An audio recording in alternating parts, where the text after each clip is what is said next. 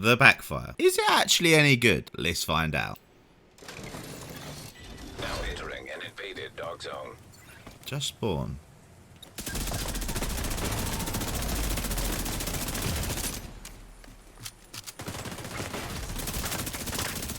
Well, there goes one. What rank is he? I can't even check. Damn, he's going to be coming back. Yeah, here he is.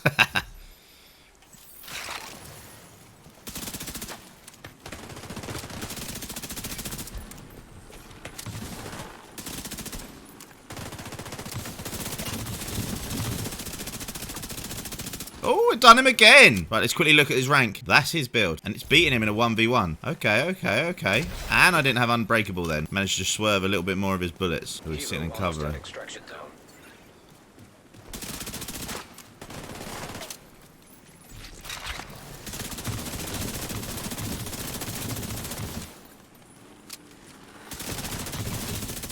Done him again. Oh, there's another person. Hello, mate.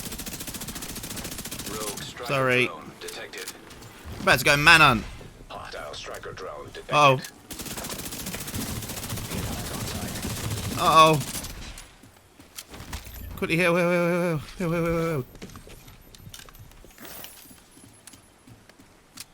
Don't make me lose my stacks. No, I'm gonna be weak.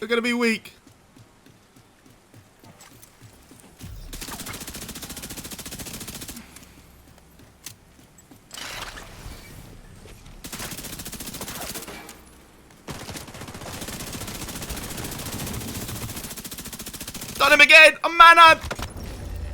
Oh no, there's someone else! Oh no, I got one bullet! He's got a shotgun as well.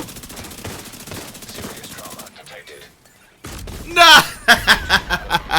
We got a solo manhunt though with this build. I'm pretty happy with that. Let's go and show you the build then. What's going on, you beautiful people? Welcome back to another build video here in Division 2.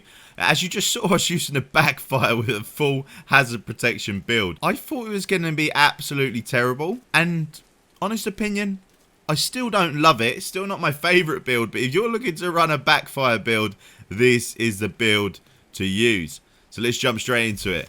So we've got, for one, the Technician. There's no specific reason I'm using this. However, it does come with one extra skill point.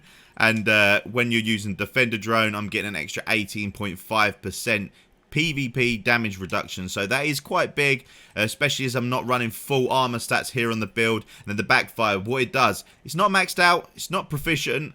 I don't even have it proficient rank 1 because every time I put it on in the past, as most of you might know, when you put on the Backfire, you die.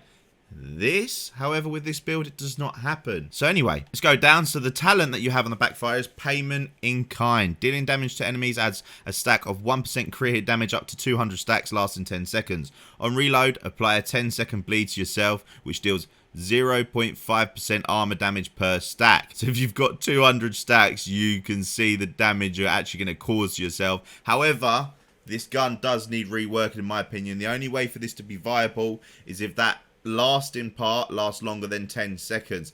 10 seconds is not long enough. Even when you go to use your med kit, it's going to take you about 3 to 4 seconds. Then you have to make sure you get a hit on someone after that med kit. And as you saw right then, it kept resetting. If this never reset, this would have been so great in that scenario, and I'd have been able to absolutely blitz anyone who kept walking out.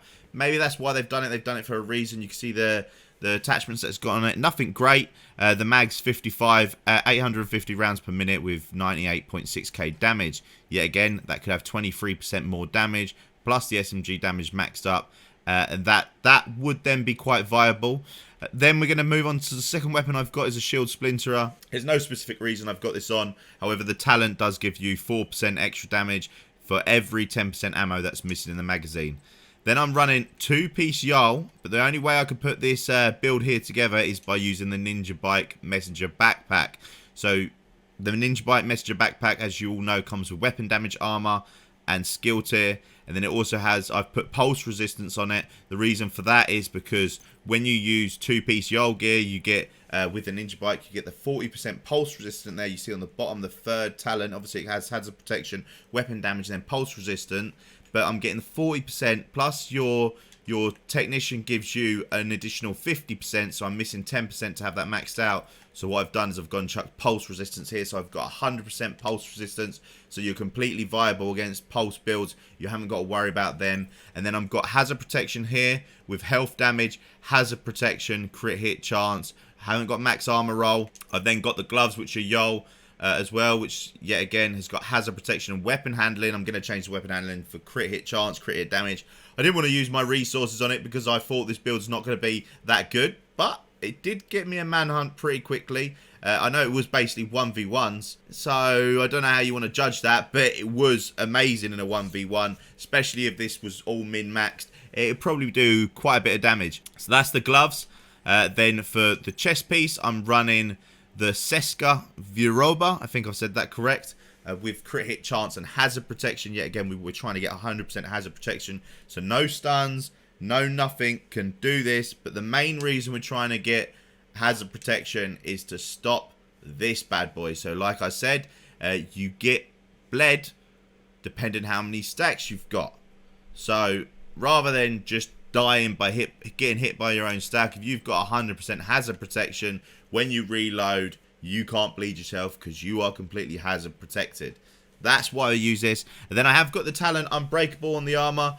Just keeps you in that fight a little bit longer. I know I haven't got max armor of 2 million because I've got a lot of damage on this build. Yeah, again, you might get a better roll of the chest piece so you could put armor on it. I think it's quite balanced with the damage, just because your crit hit damage is not hitting straight from the get-go. It's nice to have that little bit of extra damage on this build. And this might be a great build when it's fully proficient. I haven't tried it. Yet again, if you do want me to do that, maybe later on down the line, I might review all these builds again and see actually how good they are. Bear in mind, my SHD level is only 338, guys. So I'm still missing a load of crit hit chance, a load of crit hit damage, headshot damage, and much more across the build. Even hazard protect, so you can see here I've got only 3.6% hazard protection out of 10%.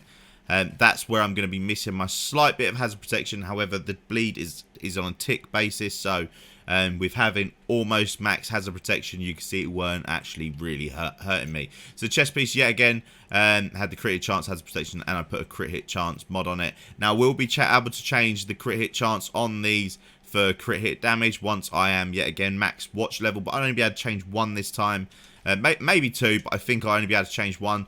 The holster I've got is a Picaro's holster, which has got skill haste skill tier. Yet again, it gives us that extra skill tier for the extra PvP defense from the drone. Really nice to have. I am running the decoy. You can run the decoy yourself. You can put anything you want on. You can put a shield on. Shield would be maxed out because you'd have max armor with the skill tier, because you've got what, 1, 2, 3, 4, 5 armor pieces, and then you've got 3 skill tier pieces. So, well, the technician's bag, and then the holster talent. So, or sorry, the set bonus. Then I've got, for the knee pads, I've got the Cavalier knee pads, which you've got an extra 30% hazard protection. That once you've got all of your watch level maxed up with the hazard protection there, and on the sets, that's 20%, plus the hazard protection I've got there, which make it 30%, plus this, which is 60%. Then I've got hazard protection here, which is yet again 7% plus the 70% plus the gear set piece, which makes that 80%. And then I've got pulse resist here, and then I've got hazard protection here, which makes this 90%. All I'm missing is the 10% from my watch, and then I've got a full 100%. If you want to have a look, let's go over the stats just so you can see what the stats are looking like. So I've got crit hit chance 58.7. That's where I can roll some of the crit hit chance off and have more crit hit chance on this once I've got my watch leveled up, and I'll still have max crit hit chance with just more crit hit damage to do even more damage in the dark zone. Then I've got 60.5% reload speed, always nice to have, especially when you're running an SMG. The SMGs reload quite quick. 58% all weapon damage bonus, which is quite big. Quite big, since I've got 1.6 million armor. Then I've got 27.6% submachine gun damage bonus. The reason it's not a 30% is because my backfire is not maxed up to the full.